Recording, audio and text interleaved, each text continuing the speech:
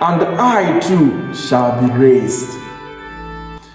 Dear brothers and sisters in Christ, we have been on a sacred Lenten journey with the Lord. A journey marked by prayer and deep spiritual encounter, leading us steadily towards renewal, resurrection, and new life. The first reading from the prophet Ezekiel presents us with a powerful image. A valley of dry bones. Ezekiel chapter 37, verse 1 to 14.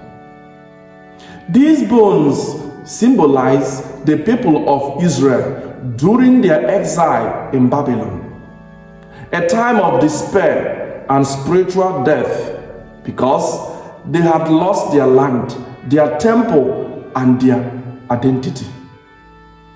They felt abandoned by God.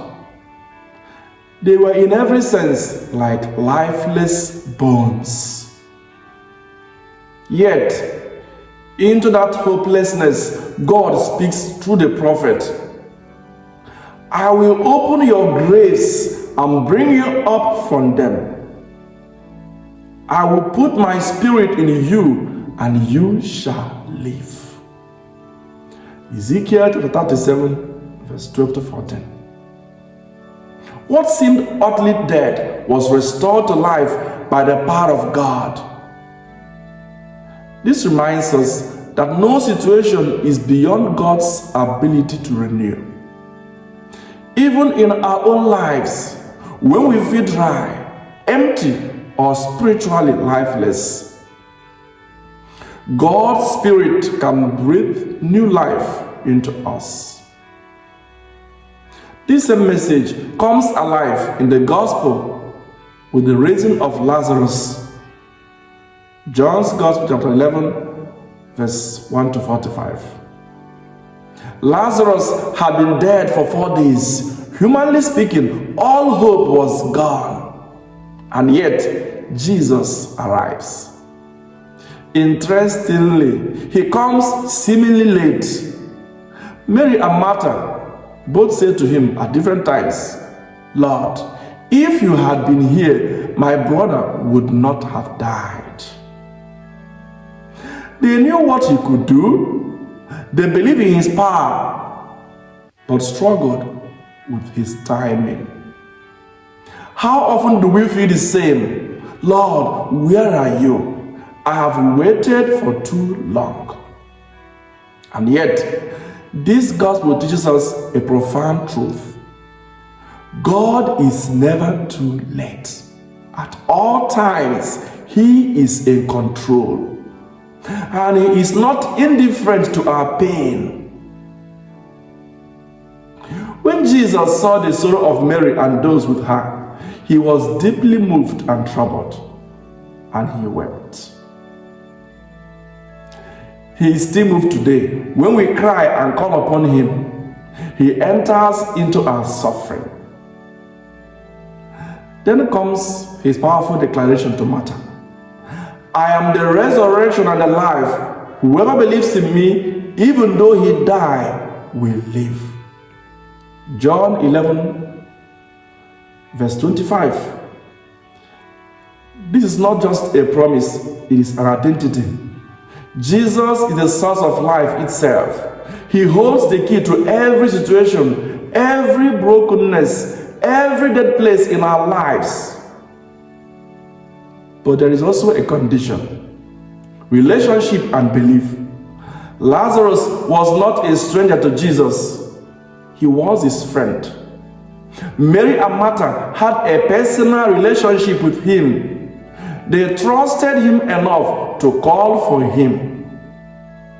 Dear friends, to experience the power of the resurrection, we too must draw close to him, make him our friend, and believe in him. Then Jesus gives a command. Take away the stone. John 11, verse 39.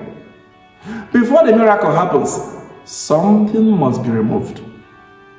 This is where Lent speaks directly to us. Lent is our time to roll away the stones of sin, stones of unbelief, spiritual laziness, bitterness of heart, and whatever keeps us bound. We cannot remain closed and expect new life. It does not matter how long we have been in our tomb.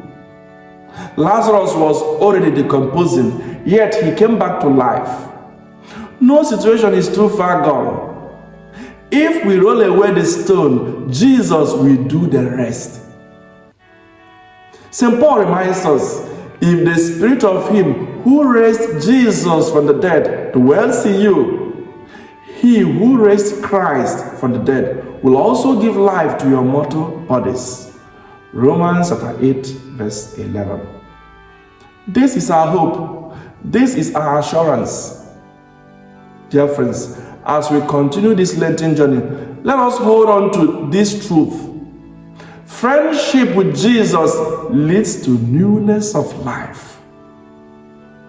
Let us open our hearts, deepen our relationship with Christ, and believe firmly in his power. For in doing so, we can confidently say with faith and hope, and I too shall be raised. I am the resurrection, I am the life. He who believes in me shall not die. Even if he dies, he shall live forever, and I will raise him up, and I will raise him up, and I will raise him up.